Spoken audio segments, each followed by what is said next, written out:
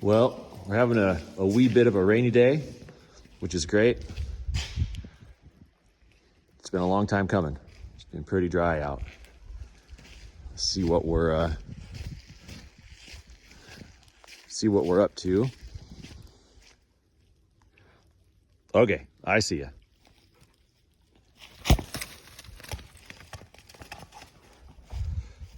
Let's see, that inner vial's overflowed, so that means we're up over an inch. So a little over the inch for the day so far.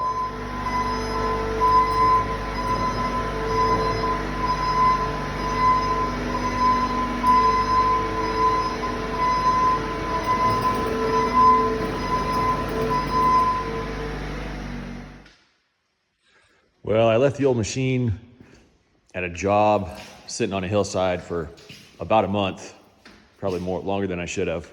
And when I put fuel in it, when I got home, I noticed it looks like some pack rat poop in there. So machine's gonna get a complete clean out today. Tilt the cab, vacuum underneath it, vacuum the inside, clean the windows. It's a good day for it. Nice rainy day.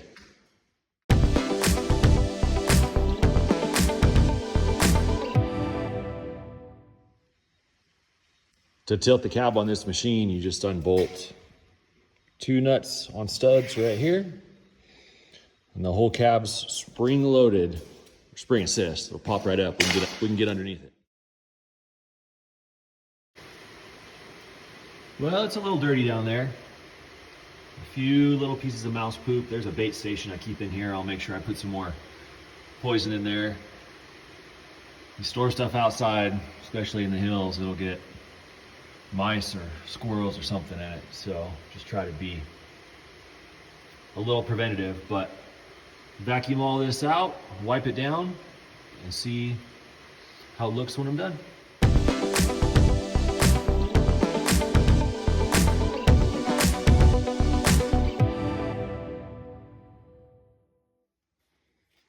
All right, finished up vacuuming in there. Looks a little better. There were some leaves and stuff. It's got some big holes that lead to the outside of the frame, so it collects debris if you're out in the weeds and stuff. So refilled the bait station. It was empty. Don't see any chewed up wires or damage or anything. There's actually a plate right here that comes out. And if it were a warmer day and not raining outside, I'd pull this thing outside and give this whole inside a real gentle bath, get the rest of that dirt out.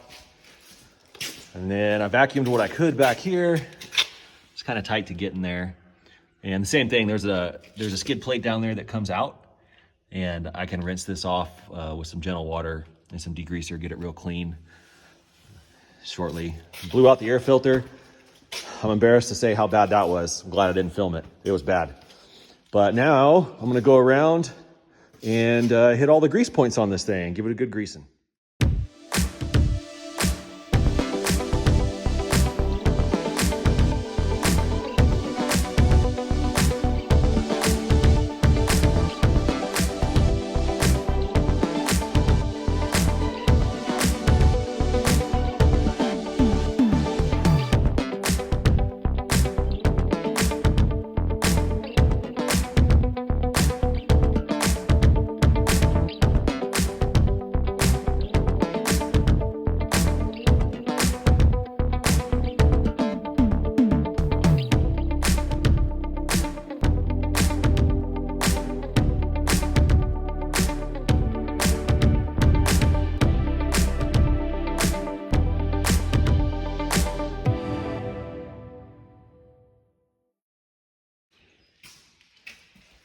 Right here on the side of the cab, this is the cabin air filter.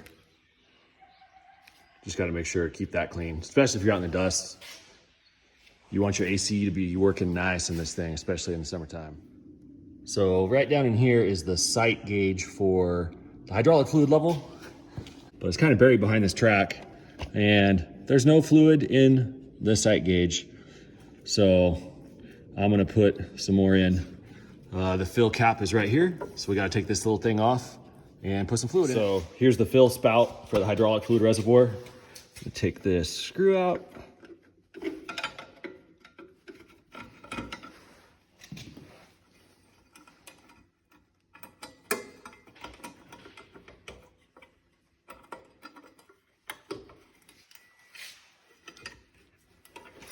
Cover just rotates out.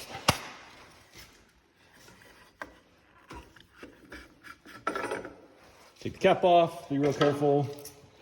I got a really long funnel because this fill spot's really buried in there. Unless you tilt the arm all the way up, and then you can get in, but I'm out here by myself, so. And then we got warm weather fluid. Bobcat makes 2 different kinds of fluid. I live in the warm weather climate. So we'll just watch the sight glass down there. I'll watch the sight glass, and once it's back in the operating range, I'll stop.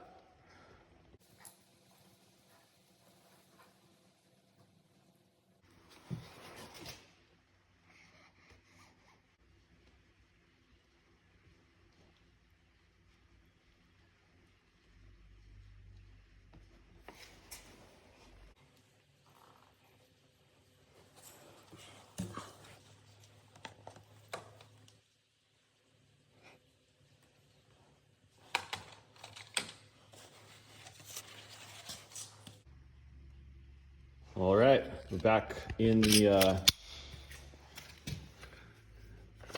operating range of the sight glass. You can kind of see that fluid, so that spot's not white like it was, so it's back in the kind of pinkish. That's what color the fluid is. So we're back in the operating range. It took about half a gallon. That's not bad for a year or two of work. So we'll put the cap back on and lock her up.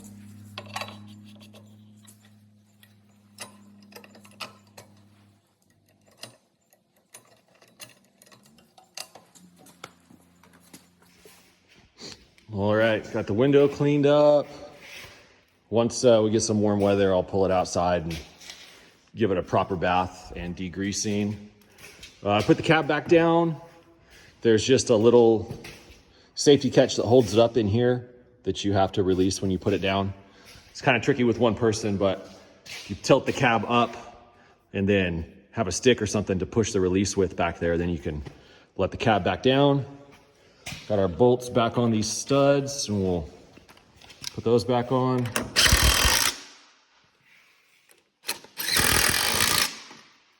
And there we go, cab's back on. I've still got 2 more grease points to hit. They're right here, and I just can't get them without the bucket plate, the quick attach plate tilted forward. So as soon as I fire it up to move it, I'll tilt it forward, hit those 2 last grease spots, and be done greasing it and servicing it for the day. Got the skid steer parked. Those last 2 grease fittings greased. Looks like the rain's let up for just a little bit. We're up to about 1.5 inches on the day, and it all seems to be soaking in nicely. I think I'll head on up to the house and see what the dinner plan is. Hope you enjoyed the video. Catch you next time.